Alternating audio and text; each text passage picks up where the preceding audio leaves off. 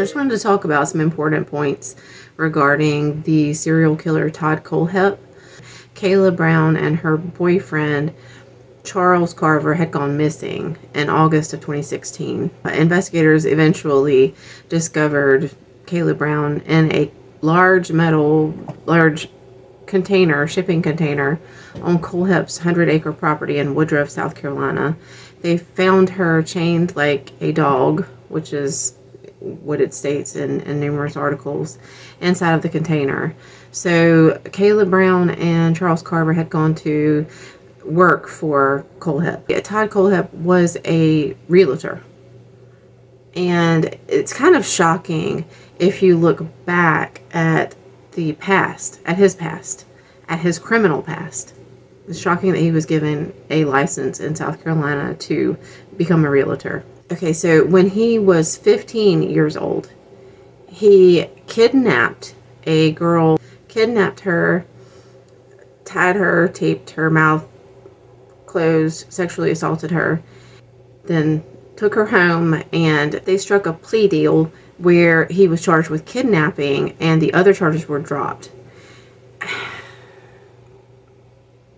I don't understand in what world that's okay. So his parole officer would end up saying that this was a travesty of justice. Kim Otto states, "It would appear that his behavior has been progressively worsening. One can only speculate as to where the defendant's behavior will lead. It is this writer's opinion that it is this type of individual, one with little or no conscience, who presents the greatest risk to the community." So this was observed. This was recorded. He was charged. He was convicted. All of this is on record. Charged as an adult at 15 years old. Fast forward, he's released. He's got an education, and he's basically setting himself up for the life he's ready to lead and the lives he's ready to take whenever he gets out. He committed this crime in Arizona.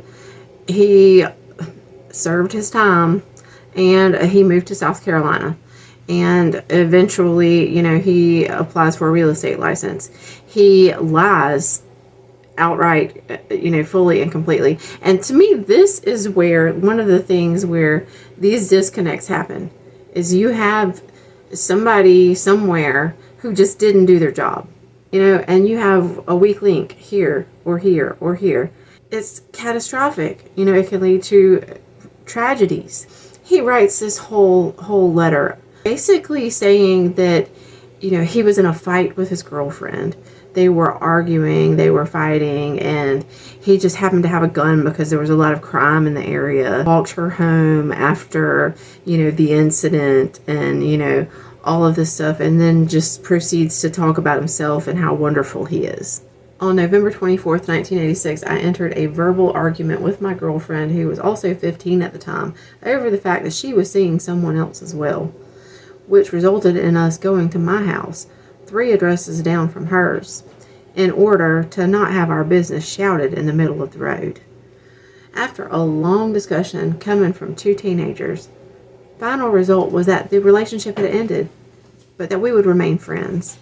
To show that this was the end of the situation as far as we were concerned, after our heated conversation, my dog managed to get out of the fence, and the 2 of us ran around the neighborhood for 20 minutes before she caught him and returned my dog to the yard.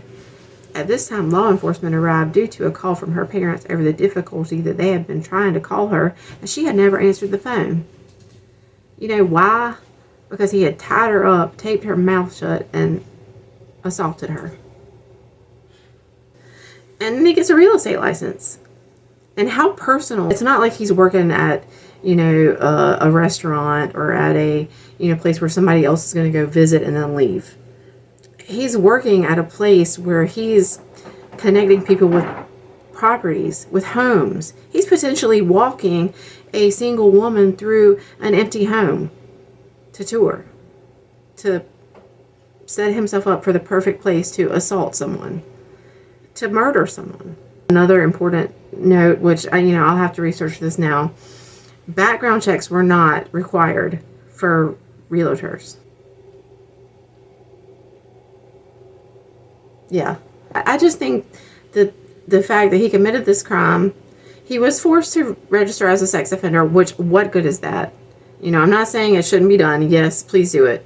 But, I mean, he had neighbors who were like, he's a sex offender. That one of the neighbors talked to him about it, and was like, but what can you do?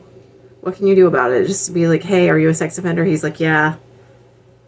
The end, unless there's some type of evidence or some type of suspicious activity. And the other thing that bothers me about this, though, is how long Kayla Brown and Charles Carver were missing. And I'm wondering what the time frame is. What is the protocol for checking where the phone is pinging? Because her phone was pinging there, which I don't know. I don't know if that was one of the things that specifically led them to his location.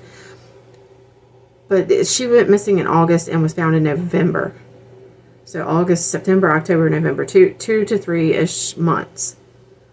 Couldn't someone have checked the location of her phone before then? I mean, are we that understaffed, undersourced that her phone is pinging somewhere? She has loved ones looking for her, and which I don't know. I don't know the logistics. I don't know the protocol. I don't know the law. Perhaps they knew for a while that she could be there, and they just had to have enough information to get a warrant. He had done previous things. You look back at his mother's statements. According to her, he's had violent or behavioral, issues that were just unable to be addressed from the time he was 15 months old. I'm not sure that it's accurate to, assess a 15-month-old in that type of way, but that's, coming from his mother, his parents. And some other odd things from his mother. She also stated that after he, violently assaults this girl, she says, well, he walked her home. Would a violent person do that? Would a bad person walk her home? She even says after he is incarcerated that he writes her regularly. Of course he does. She's his source for, any and everything. She's going to be one of the main sources. She says, it's strange, but maybe a little good does come from some bad. Quote, unquote. She says that. She says, Todd is not a monster. He's not even close to it. He wasn't doing it for enjoyment. He was doing it because he was mad and hurt. I'm sorry, at this point, what you have to say is irrelevant. Something that his father states about him is his father told the PO that the only emotion that Todd was capable of conveying was anger.